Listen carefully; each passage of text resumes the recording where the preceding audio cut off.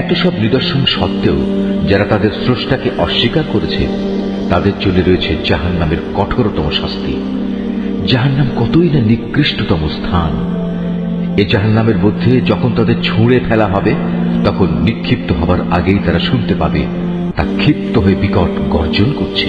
মনে হবে তা যেন প্রচন্ড ক্রোধের কারণে ফেটে দীর্ণ বিদীর্ণ হয়ে যাচ্ছে। যখনই একদল নতুন পাপীকে সেখানে নিক্ষেপ করা হবে তখনই তার প্রহরীরা তাদের জিজ্ঞেস করবে, এই জায়গার কথা বলার জন্য তোমাদের কাছে কোনো সাবধানকারী কি আসেনি? তারা বলবে, হ্যাঁ, আমাদের কাছে আল্লাহ সাবধানকারী নবী রসুল এসেছিল, কিন্তু আমরা তাদের অস্বীকারই করেছি।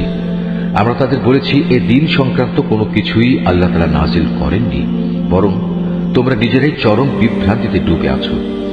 তারা বলবে, কত ভালো হতো যদি সেদিন আমরা নবী রসুলদের কথা শুনতাম এবং তা অনুধাবন করতাম, তাহলে আজ আমরা জ্বলন্ত আগুনের বাসিন্দাদের মধ্যে গণ্য হতাম না।